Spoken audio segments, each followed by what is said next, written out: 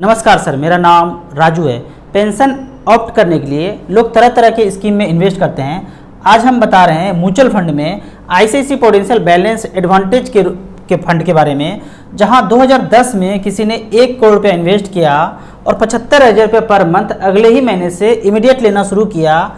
तो देखते हैं 12 साल में टोटल पेंशन विड्रॉ किया 1 करोड़ 9 लाख रुपया और बैलेंस बच रहा है 1 करोड़ 70 लाख रुपया। तो लाइव चार्ट के अनुसार देखते हैं, यहाँ पे 2 मार्च 2010 में 1 करोड़ रुपया इन्वेस्ट किया इस फंड में। तब इस स्कीम में यूनिट का प्राइस था 12 रुपया 24 पैसा। फंड का नाम क्या है? ICICI prudential balance advantage fund. तो यहाँ पे मार्च 2010 में 1 करोड़ रुपया लगाया था 12 रुपया 24 पैसे यूनिट के प्राइस से। तो टोटल यूनिट उनको मिला था 8,16,000 यूनिट मिला। मतलब क्या है, आप सोना खरीदने जाते हैं तो आप क्या मिलता है? सोना मिलता है। पर यहाँ म्यूचुअल फंड में लगाए हैं तो म्यूचुअल फंड का यूनिट इतना रुपया के प्राइस से 12 रुपया की दर से 8,16,000 हमें मिल गया। और अगले ही महीने से हमने क्या किया, 1 अप्रैल 2010 से 75,000 रुपया लेना शुरू किया। 75,000 रुपया जब लेना शुरू किया तो क्वेश्चन होता है कि क्या टैक्स लगता है? बिल्कुल टैक्स लगता है म्यूचुअल फंड में। Short term capital gain tax 15% के रेट से होगा। तो 75,000 पे टैक्स कितना बन रहा है? 457 रुपया। अगले महीना कितना बना? 405 रुपया। उसके अगले महीना कितना बना? 152 रुपया। कैसे कैलकुलेट होता है इसको समझिए। यहाँ पे जो बैलेंस यूनिट देख रहे हैं, हर महीने हमें 75,000 मिल रहा है। तो यहाँ हो क्या रहा है, यूनिट बेच करके हम अपना जीवन यापन पेंशन ले रहे हैं। मान लीजिए कि आपने इतना सिक्का खरीद के रख लिया और अगले महीने से आपको पेंशन चाहिए तो एक एक सिक्का बेचना पड़ेगा। यानी कि जो सिक्का का संग्रह है उससे थोड़ा थोड़ा सिक्का कम होता रहेगा। ठीक उसी तरह बैलेंस यूनिट 8,16,000 है, लेकिन 75,000 रुपये हर महीने चाहिए। तो उसमें से लगभग 5,000 यूनिट हमने बेच दिया। 12 रुपये की दर से है तो 12 पंचे 60,000 तो मूलधन हो गया। हमने जो सिक्का बेचा वो कितने में खरीदा था? 12 रुपये में। 5,000 बेचा तो 12 पंचे 60,000 तो मूलधन ही बेचा। पर उस सिक्के का रेट बढ़ गया, 12 रुपया 24 से 12.67 हो गया, रेट बढ़ गया। तो 60,000 का चीज हमको 75,000 में बिका।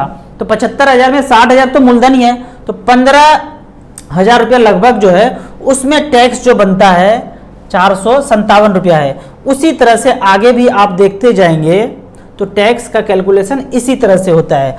आगे देखते जाते हैं। जो हमने यूनिट यहाँ पे बैलेंस बना के रखा था, फर्स्ट टाइम परचेज 1 करोड़ में किया था, 1 करोड़ रुपया लगाया, 8,16,000 यूनिट मिल गया। अब 75,000 रुपया हम लेना शुरू किए तो यूनिट को बेचना शुरू किए। तो यहाँ से देख रहे हैं 8 लाख का जो यूनिट था वो 6 लाख हो गया, 5 लाख हो गया। इस तरह से यूनिट धीरे धीरे कम होता गया।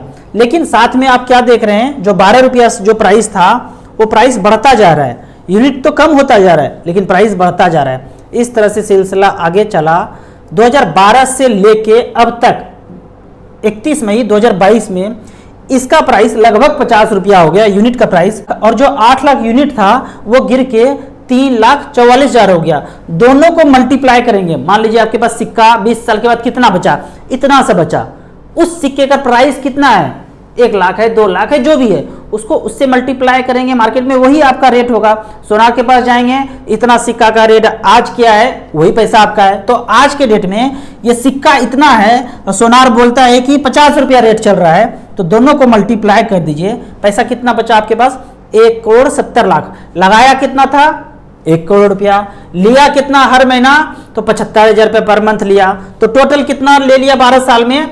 12 साल में टोटल एसडब्ल्यूपी पेंशन कर लिया 1 करोड़ 9,50,000 रुपया। लगाया था 1 करोड़, इतना पैसा तो वापस मिल गया। बाद में बैलेंस भी बच रहा है। वो बैलेंस अमाउंट है 1 करोड़ 70,44,162 रुपया। ये मई 2022 के हिसाब से डाटा है। यानी कि 12 साल में ये पैसे भी बढ़ गए, पेंशन भी ले लिया और जितना टैक्स पे होना था वो पे हो गया। तो यहाँ देखते हैं कि 12 साल में 1 करोड़ रुपया का वैल्यू, दोनों को जोड़ते हैं, जो पेंशन लिया और जो बाद में बैलेंस बचा, दोनों को जोड़ते हैं तो 2 करोड़ 79 लाख। मतलब 1 करोड़ लगाया था 12 साल में, 2.79 करोड़ आपका वर्थ बच गया। तो कोई भी आप पेंशन ऑप्ट करते हैं, आप सोचते हैं कि प्लॉट फ्लैट एक खरीद लेता हूँ और रेंट पे लगा देता हूँ बनाने के बाद, टोटल 1 करोड़ रुपया लगेगा या उससे ज़्यादा लगेगा, कितना परेशानी झेलेंगे, वो सब कुछ कैलकुलेट कर लीजिए और फिर सोचिए कि बनने के बाद रेंट कितना आएगा। क्या 20,000 आएगा, 25,000 आएगा, 30,000 आएगा, 35,000 आएगा, हर साल आता ही रहेगा। क्या 12 साल में वहाँ पे 75,000 रुपये पर मंथ मिला, क्या वहाँ पे कभी भी डिसकंटिन्यू हुआ कि भाड़ादार चला गया, उसका शिफ्टिंग हो गया, ब्रोकर को ढूंढ रहे हैं, बिजली पानी मेंटेनेंस ये सब ढूंढना पड़ा? कुछ नहीं ढूंढना पड़ा। ICC potential balance advantage. और कौन कौन सा फंड है? SBI balance, HDFC balance, axis balance, कितने सारे फंड है। वहाँ पे आप 25-25 लाख रुपया करके 4 बैलेंस फंड में लगाएंगे और वहाँ से मैं तो हमेशा बोलता हूँ 60,000 रुपये पर मंथ लीजिए। यहाँ पे 75,000 रुपया दिखाया गया है, 60 से 70,000 के बीच आप पेंशन लीजिए। ये जो तामझाम है रेंट का, प्लॉट फ्लैट का, इसको छोड़ दीजिए, जितना लेना था ले लिया।